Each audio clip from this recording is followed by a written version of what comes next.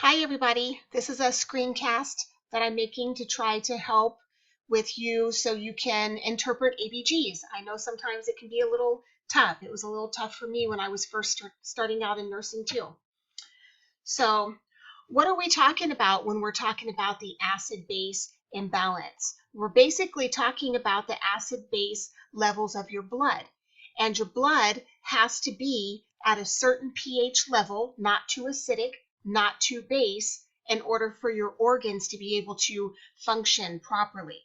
So this is what a normal ABG should look like. You've got a pH of 7.35 to 7.45. Anything less than 7.35 is considered acidic. Anything that's greater is going to be considered alkalotic. Your CO2, where do we get CO2? This is what you breathe off whenever you exhale. Carbon dioxide, you're breathing this off. So the levels should be 35 to 45. Anything less than 35 is going to be on the alkalotic side, where anything greater is going to be on the acidic side. Bicarb, your HCO3, that is secreted by your kidneys. Anything greater than 26 is going to be more alkalotic, and then anything less, it is a base, so you can't say it's acidic, but if it's too low, it can help lead to an acidic environment or an acidic pH. So we'll put acid over here. This is alkaline. This is acid. And then over here is alkaline as well. So for this tutorial, we're not going to really worry too much about the PaO2. So I find it easier myself to understand how to interpret ABGs when I think about what is happening with our patient. So we're going to talk about the 4 types of ABGs. All right, I put it in a graph over here too, which I'll post onto Canvas. Looking at it visually like this helps me a little bit. Respiratory acidosis. So what is respiratory acidosis? So this is when your blood is too acidic and it's become acidic because of something abnormal that's happening with the respiratory system. So it has to do with your levels of CO2. All right, so when we talk about ABGs and we say respiratory, we're referring to your CO2, your carbon dioxide, which is also called carbonic acid. So what is carbonic acid or carbon dioxide? That is basically hydrogen ions. There might be 2 plus signs there. I don't really remember my chemistry right now. But if you think about hydrogen ions, too many or too much hydrogen in the blood is going to lead to an acidic environment. And then that's going to be too acidic for our cells and our organs to be able to function properly. So what happens with the patient to cause this environment of respiratory acidosis? It results from hypoventilation. So the patient, normally, all of us, we breathe off CO2. So if you're not breathing enough, you're not breathing off enough of that CO2, it's accumulating in your blood. And then that's going to in turn lower your pH and lead to respiratory acidosis. So it's a failure to remove carbon dioxide from the blood. Now your kidneys, they can compensate, but they really don't get going with secreting bicarb for about 24 hours. So even though your body will try to compensate on its own, it's not really possible to do a good enough job to reverse this respiratory acidosis. So that's where nurses come in. That's where doctors and nurses come in. We have to do something to help this patient. So when you're looking at an ABG, if your bicarb is normal, then that means the body is not trying to compensate for it. If the bicarb is high, then that means your body is trying to compensate. And this really should say right here, attempting to compensate. We're going to talk about compensation in a little bit and how we know if the ABG is compensated or not. All right, so I want to show you this. respiratory acidosis and respiratory alkalosis. Respiratory alkalosis is the exact opposite of respiratory acidosis. So that makes it easy, somewhat easy to remember. All right, respiratory alkalosis. Now this is when you have a deficit in carbonic acid. So this is hyperventilation. Your patient is breathing too much. All right, and the patient is breathing off too much CO2, and it's leading to an alkalotic pH. So most of the time, this is caused by anxiety. Can be a CNS disorder, for instance, like maybe a trauma that has affected the portion of the brain that regulates the respirations. Most commonly, if you work in the ICU, you will see it on people that are mechanically ventilated, because their respiration rates are actually set too high on the ventilator. So your treatment is really to fix whatever the underlying cause is. So I want to just back up to this respiratory acidosis and tell you that some of the patients that you will see this in is going to be your respiratory failure, patients that might have OD'd, opiate overdoses. So that means something the patient did to themselves, like maybe too much heroin, or it could be something that we did to the patient, like too much morphine or too much Dilaudid, something that is going to put them into respiratory distress. So it's over sedation, anything that's going to lower down the patient's respiration rate. So OD, over sedation. You know, in the ICU, we have people that are on propofol all the time, right? You know, propofol, any kind of sedation, morphine, what else? And then people that are really sick and that are going into respiratory distress. All right, so when we talk about metabolic acidosis, now we talked about respiratory being your CO2. So when we talk about CO2, we're talking about the respiratory system.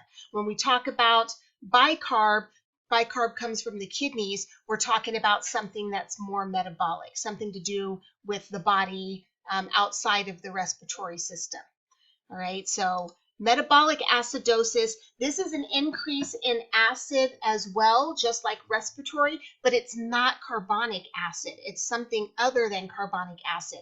So this is going to be DKA, people that are going into or have ketoacidosis, and lactic acid. This is going to be your sepsis, right? Sepsis patients. Severe diarrhea. Severe diarrhea is more along the lines of a huge loss of water.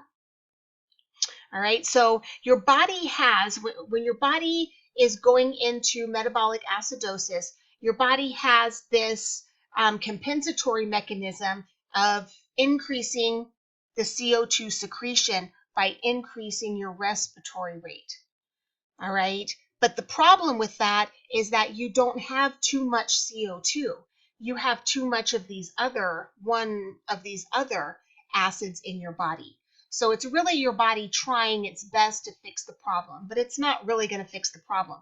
Us as nurses have to come in with doctor's orders and either give the patient insulin or give the patient antibiotics, whatever that case may be. But you will see the patient's body trying to compensate for metabolic acidosis by increasing the respiration rate. And there is a specific breathing pattern that is attached to metabolic acidosis. It's called Kussmaul respirations. And it's very deep, very fast breathing. That's your body's attempt to breathe off CO2 to help normalize the pH. Like I said, generally doesn't work. So that's why we have to recognize these signs and be able to treat the patient.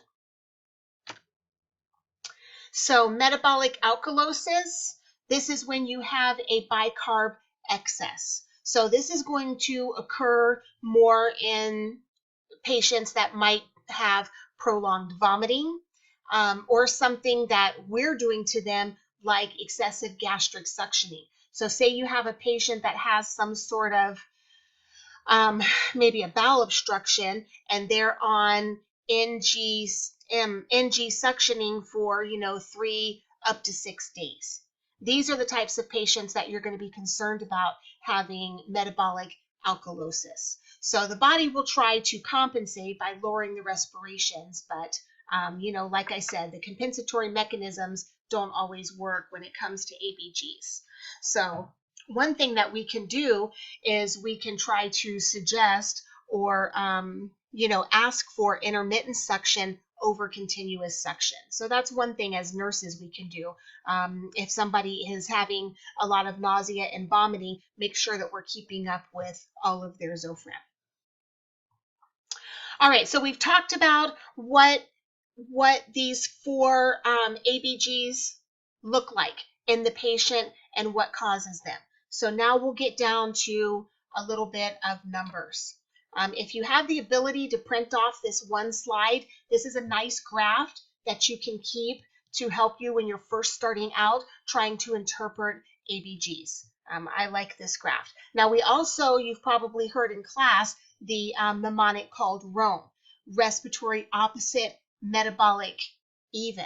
So this graph shows exactly what that's talking about. Respiratory opposite, the arrows are opposite from each other, and metabolic even. You can see that the arrows go in the same direction. And we're going to talk about how we get those arrows right coming up. So here's a picture of your ROME, respiratory opposite, metabolic equal. The one thing to keep in mind is that CO2 represents respiratory. So when you're talking about comparing arrows for the RO portion of ROME, you're talking about the pH and the CO2. And then you're talking about the pH and the bicarb when you're talking about the ME portion of ROME. And that should probably become a little clearer as we go on, hopefully. And by the way, I'm going to be stopping this video at 15 minutes and starting a second video because otherwise it'll be too long and Canvas won't let me upload it. All right, so here's a nice graph that we're going to use for the first few slides to help interpret ABGs. Here's your, here's your normals, and it tells you if your pH is greater than 7.45, it's alkalotic, the same as if your CO2 is less than 35, or if your bicarb is greater than 26. And vice versa on the other end of the scale, this is what constitutes acidosis. So what we do when we're starting out interpreting ABGs is we play a game called Name That ABG. And when you're first starting out, it's really important that you apply these 2 questions right here with each and every ABG, every single time that you do it. And that will help you to get proficient in reading ABGs. It's going to take a while before you can just snapshot look at an ABG and know exactly what it is. And it's kind of the same philosophy that goes behind interpreting the rhythm strips as well. You have to read the P wave and then the QRS and do all your measurements. And then after a while, you'll get better at being able to look at rhythm strips and pick out what it is, right? So we're going to do the same thing with ABGs. All right, so this is our first one. We're going to keep our cheat graph next to us in order to help us out. All right, so your pH, this is where the arrows are going to come into play. So your pH is 7.30. So we can see that that is too low. That is too low, which makes it acidotic. So that's our down arrow. And next to it, we're going to write acid. And we want to remember that interpreting ABGs, it's a 2-part question.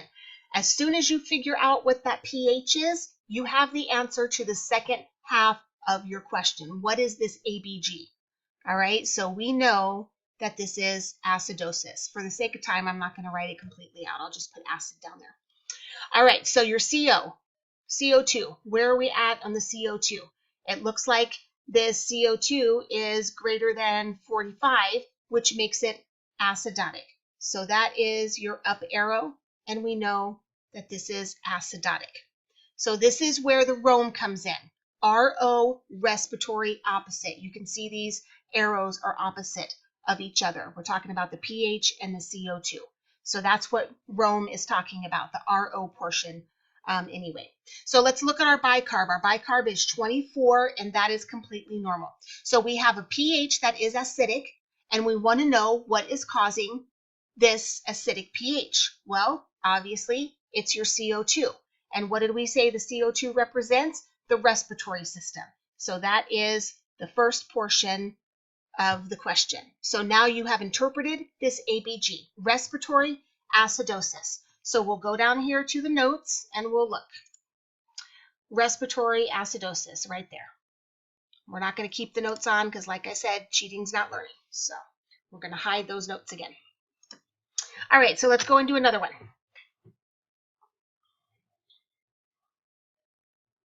Actually, you know what? I think I'm going to stop the video and I'll pick it up on the second one.